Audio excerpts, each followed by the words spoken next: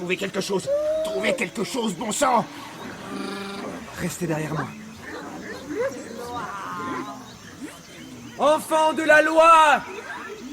Il n'est pas mort! Il a changé de forme, il a abandonné son corps. Pendant quelque temps, vous ne le verrez plus.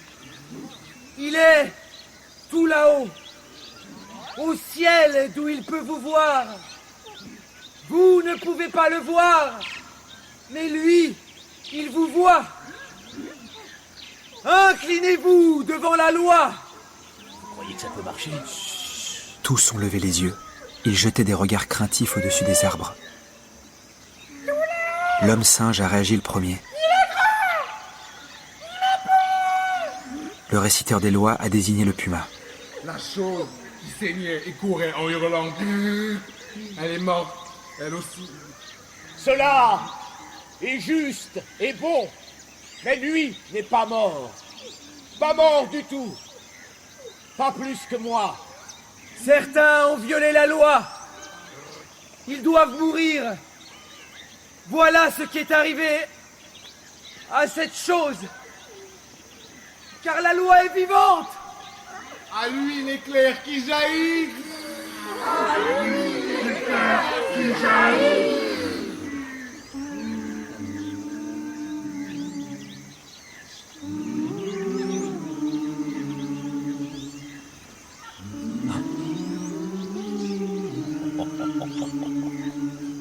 Ils vous ont cru, Brendick. Ils vous ont cru. Je sacrifierais bien toute ma réserve de brandy pour vous remercier. Aidez-moi, vous et Maling. Il faut ramener la dépouille de Moreau dans l'enclos. 7 créatures n'étaient pas de trop pour nous aider à porter le corps, car Moreau pesait son poids. Notre procession vers l'enclos, entrecoupée de brefs répits, se faisait dans une nuit de plus en plus noire. À 2 reprises, des cris menaçants ont jailli des fourrés, et nous avons pressé le pas.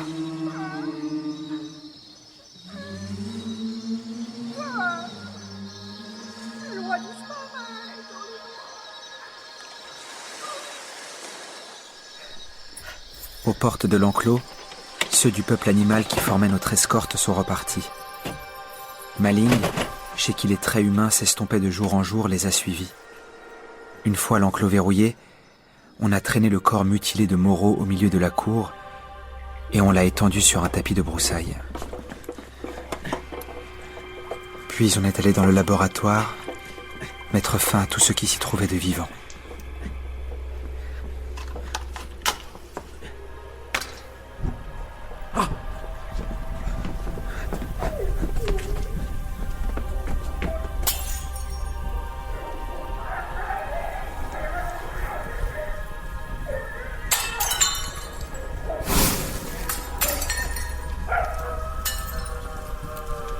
Aux alentours de minuit, le laboratoire n'était plus qu'un tas de braises, circonscrites d'un côté par la roche volcanique, de l'autre par le sable de la cour où, sous la clarté blafarde de la lune, reposait la dépouille de Moreau. Vous voulez que je vous dise? C'est un monde idiot, complètement insensé. Un vrai bourbier. Qu'est-ce que je suis venu y faire? J'ai pas eu de vie, moi. Je me demande quand est-ce qu'elle va commencer. Tyrannisé 16 années durant par des gouvernantes et des maîtres d'école qui faisaient de moi ce qui leur chantait. Moreau disparu, son laboratoire détruit. C'en était trop pour Montgomery. Tous ses repères, toute sa routine s'effondraient en même temps. Est-ce qu'on est juste des bulles de savon soufflées par un môme? La seule chose qui doit nous préoccuper, c'est comment quitter cette île. Partir d'ici? À quoi bon? Je suis un paria. Nulle part où aller. Et puis je songe à ces pauvres créatures. Celles qui n'ont rien fait de mal.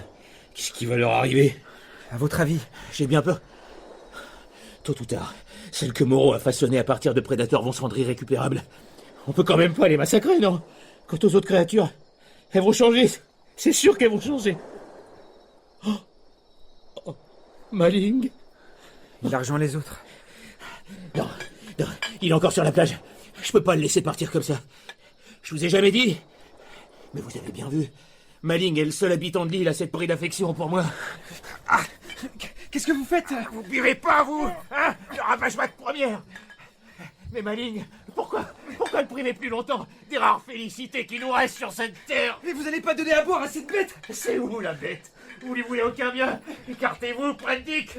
Pour moi, ce soir, c'est quartier libre. Mais vous êtes complètement malade! Écartez-vous, sinon... Très bien.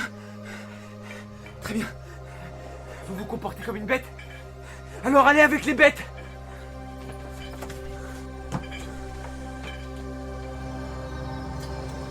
Maling, mon vieux. Allez, viens. Les silhouettes de Maling et des 3 autres créatures se sont figées dans le bain de lune. Derrière elles, c'était le noir absolu de la forêt où elle semblait hésiter à s'engouffrer. Goûtez-moi ça, vous m'en direz des nouvelles. J'ai vu Montgomery leur administrer des doses de brandy avant d'entonner l'hymne de rigueur.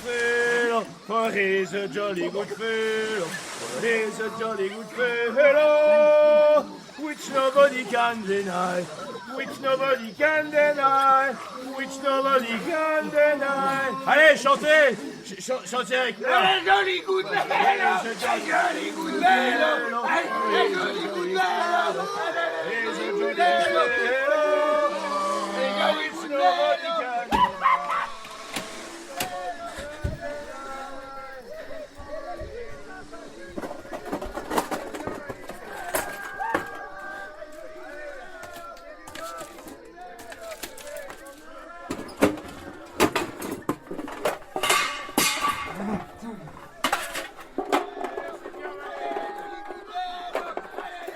Tandis qu'il les entraînait plus bas sur la plage, je me suis claquemuré dans l'enclos. Je n'avais plus un instant à perdre pour préparer mon départ de l'île. Sans Montgomery, puisqu'il se sentait plus d'affinité avec le peuple animal qu'avec ses propres congénères. Sous le halo tremblant de la lampe à paraffine, je fouillais la réserve en quête de barriques d'eau potable et de biscuits à emporter. Aux premières heures du jour, je mettrais un canot à la mer. Mon bras en écharpe me ralentissait et j'essayais de ne pas me laisser distraire par les bruits qui montaient de la plage. Des coups sourds. On aurait dit du bois fendu à la machette.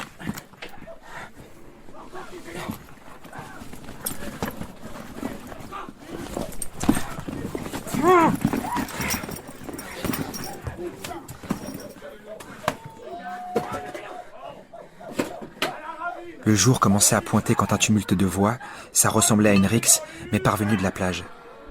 J'ai dressé l'oreille. Un coup de feu a retenti.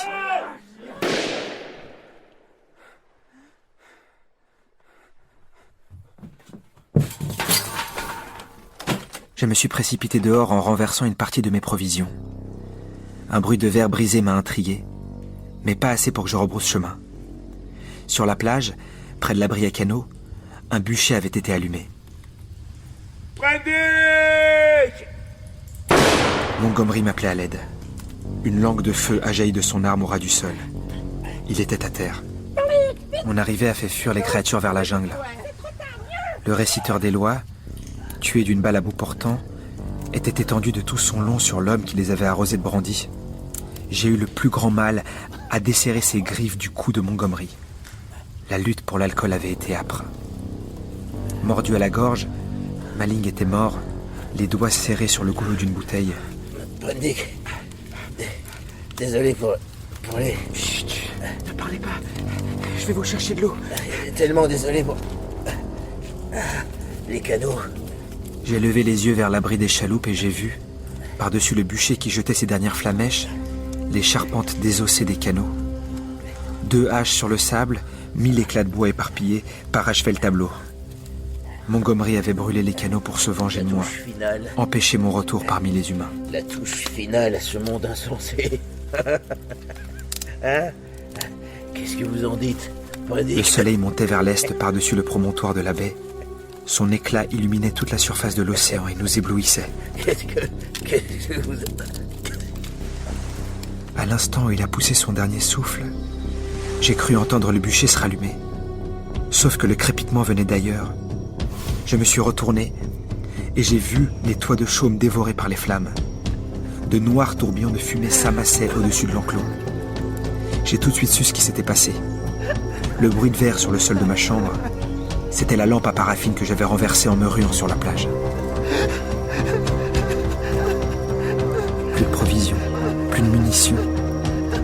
Je les entendais crépiter depuis le rivage. Et plus de canaux. Mon accablement était si total que je me suis retrouvé à quatre pattes, les genoux et les mains léchés par les vagues.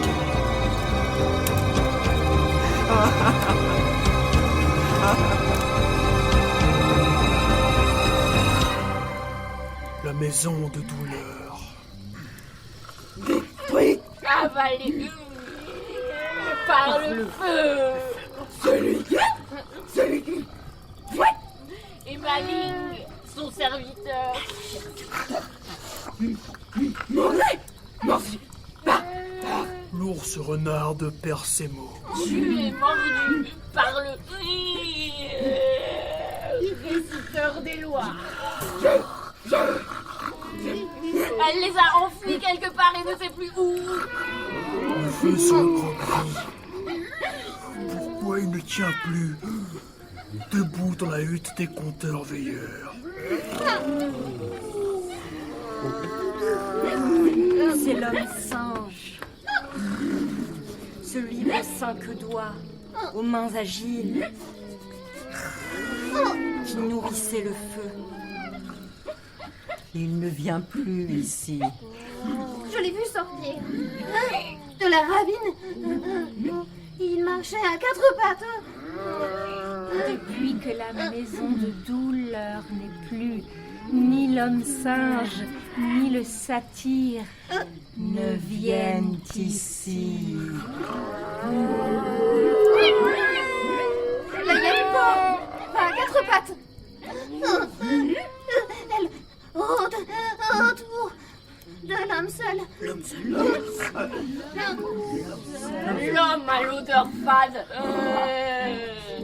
celui qui chantait avec nous. Regarde dans sa main l'éclair qui jaillit. L'éclair qui a tué l'homme léopard. Est-ce que l'homme seul peut mourir? Est-ce qu'elle peut mourir?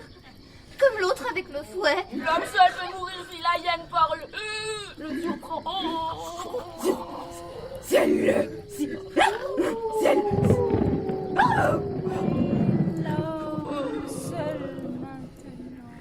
Depuis que la maison de douleur n'est plus, il vit dans la hutte du réciteur des lois.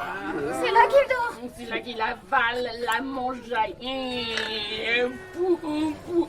Riture et fabrique de l'eau qui tombe goutte. Alors l'homme seul est comme nous. Non, il ne parle plus de la loi, ni de celui qui est là-haut. Il a mis des branches et des bâtons à l'entrée de sa hutte. Et il les fixe des yeux comme quelqu'un qui attendez que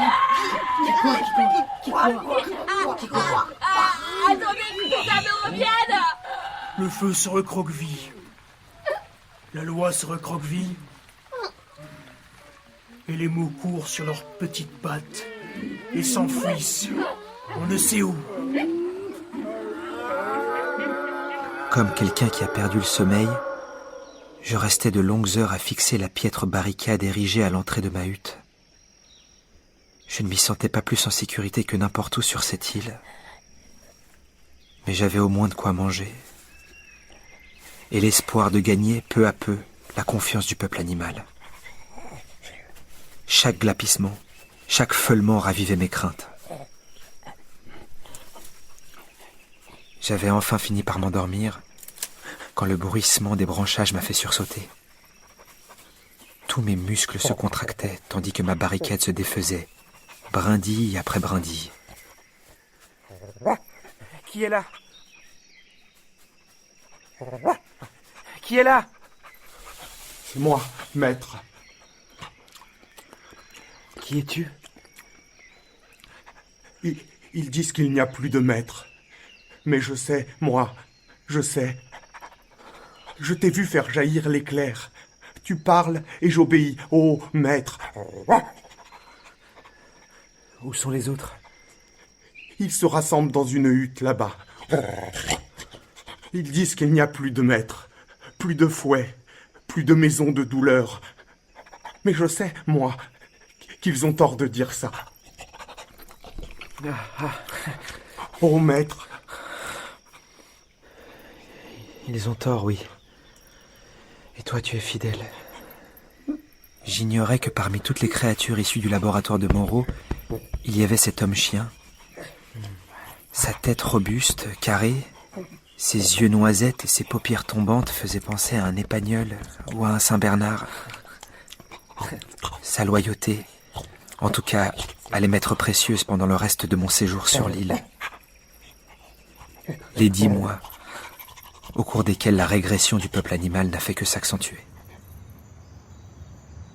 Le changement se produisait lentement mais sûrement. Oh, un autre lapin, maître.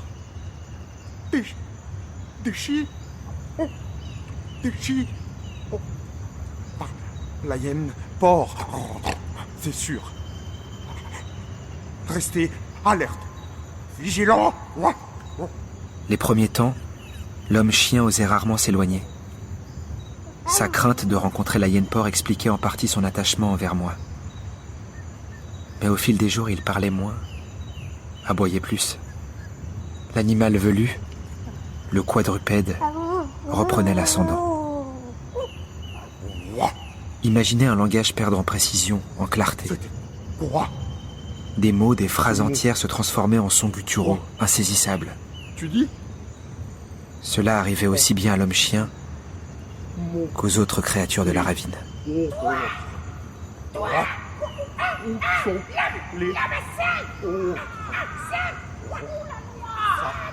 Elles avaient le plus grand mal à se tenir debout. Même si elles en avaient un peu honte, les créatures ne résistaient plus à la tentation de courir en s'appuyant sur leurs orteils et sur leurs doigts. Elles perdaient en dextérité, lapaient les flaques d'eau, rongeaient les noyaux de fruits comme si c'était des œufs. Elles régressaient, oui. Elles régressaient inexorablement.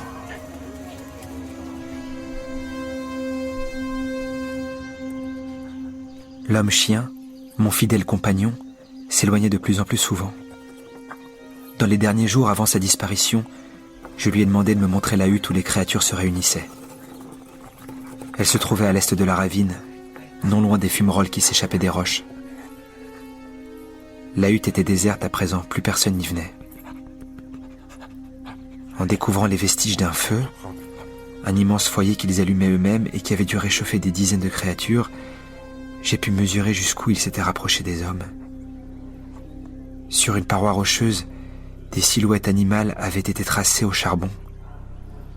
Je me suis demandé ce qu'ils avaient pu se dire, soir après soir, dans cet endroit qu'ils nommaient la hutte des compteurs veilleurs.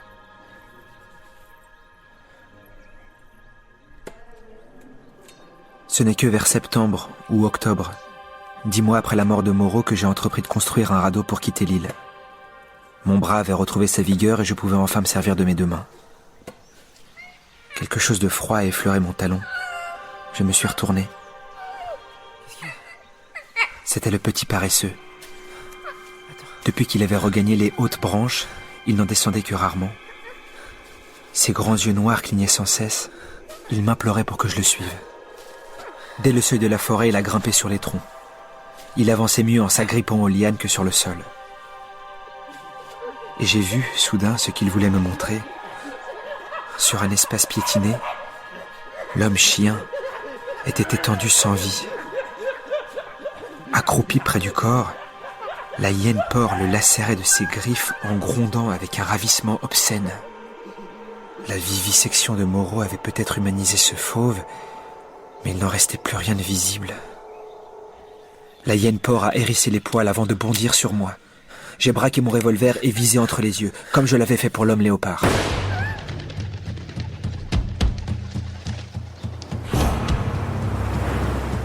C'était sûr, il y aurait d'autres rechutes parmi les carnivores. J'étais une proie toute désignée si je tardais davantage à m'aventurer en mer. Et puis le merveilleux jour est venu. Du radeau que je prétendais lancer à l'assaut du Pacifique, je n'avais pas encore attaché 2 troncs lorsque j'ai cru voir, au sud-ouest, un navire qui ressemblait à une goélette.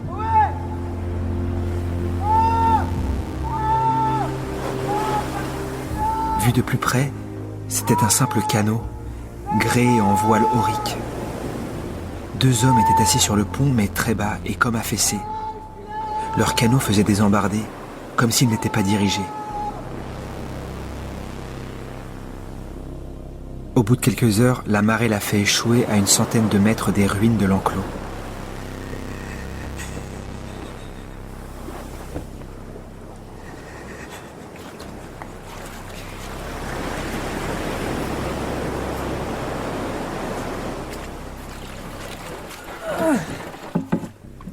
Les 2 marins étaient morts depuis longtemps, très longtemps.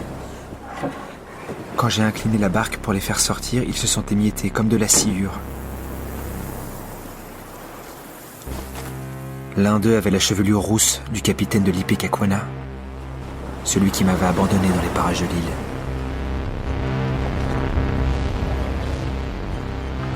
C'est le soir que j'ai remis le canot à la mer. Je pagayais de toutes mes forces, sans me retourner. J'avais fait provision d'une quantité de fruits et rempli le tonneau avec l'eau du ruisseau. J'avais hâte d'être assez éloigné du rivage pour ne plus entendre les grondements des créatures qui se disputaient les restes des marins sur le sable. Quand les grondements ont été emportés par les flots, j'ai repensé au petit paresseux. Suspendu à une branche de l'autre côté du ruisseau, il m'avait longtemps fixé de ses yeux rieurs tandis que je remplissais mon tonneau. Puis il avait disparu dans les frondaisons, là où la main de Moreau n'irait plus le chercher.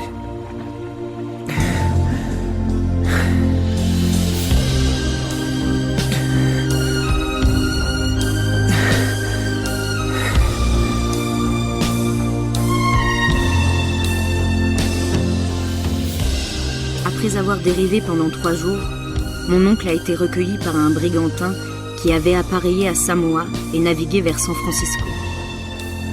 Ni le capitaine ni le second de ce navire n'ont cru à son histoire, jugeant que la solitude et la proximité de la faune sauvage l'avaient rendu fou. Mon oncle, dès lors, s'est muré dans le silence, prétendant ne pas se rappeler ce qui lui était arrivé entre le naufrage du Lady Vane et son sauvetage en mer 1 an après. Cette photo, la seule qui me reste de mon oncle, date de l'été 88, 6 mois environ après son sauvetage. L'éclat étrange de ses yeux, leur mouvement alerte et furtif que cette image laisse seulement deviner, disent combien son retour à la civilisation fut difficile. Lors d'une de mes visites, je l'ai entendu dire « J'ai l'impression d'être aussi étrange pour les gens que je l'étais pour le peuple animal. Peut-être que j'ai gardé quelque chose de la sauvagerie naturelle de mes anciens compagnons. » Je ne sais s'il s'adressait à moi. Il semblait plutôt se parler à lui-même. Les années suivantes, son état n'a fait que s'aggraver, comme il le raconte dans ses pages. Mon trouble se manifestait de la façon la plus curieuse. Je n'arrivais pas à me convaincre que les hommes et les femmes que je rencontrais n'étaient pas, à leur façon, des représentants du peuple animal. Des bêtes sauvages derrière un masque d'humanité. Allez, Pourquoi vous diriez acheter où des glaces comme sur le trottoir ça? d'en face? Les miennes, elles sont tu meilleures. viens avec moi? Les glaces sont prêtes, là. Tout le monde Je s'en m'attendais à régale. tout moment Comme ça. à les voir régresser, laisser ressurgir tel ou tel trait bestial. Et comme ça. Qui en ont besoin. Ici les noirs et les noisettes. Là, les bleus et les gris. 190 yeux dans chaque boîte, monsieur. 380 en tout. Les yeux du monde, monsieur. Les yeux du monde vous regardent.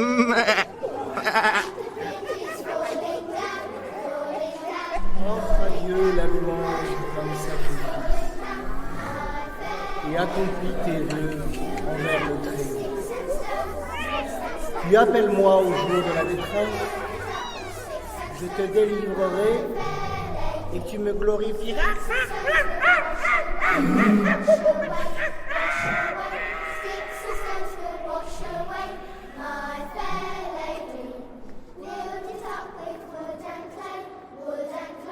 On dit que la terreur est une maladie. Pour mon oncle, Edward Prendick, la terreur avait la forme d'une île. une introuvable langue de terre où des souffrances animales résonnaient nuit et jour. Ne supportant plus de vivre à Londres, il s'est installé dans le sud-ouest, près des falaises de Cray. C'est là que, peu de temps avant sa mort, il a trouvé une consolation dans la contemplation des étoiles et l'étude de l'astronomie. C'est là qu'il a rédigé ces lignes que je relis souvent en pensant à son étrange séjour sur la Terre. Il y a, même si j'ignore comment et pourquoi, une sensation de paix et de protection infinie qui nous vient des hôtes scintillants des cieux. C'est là, il me semble, dans les vastes et éternelles lois de la matière, et non dans les soucis quotidiens, les errements et les tourments des hommes, que ce qu'il y a en nous de plus qu'animal peut trouver sa consolation et son espoir. C'est ce que je crois, sans quoi je ne pourrais pas vivre.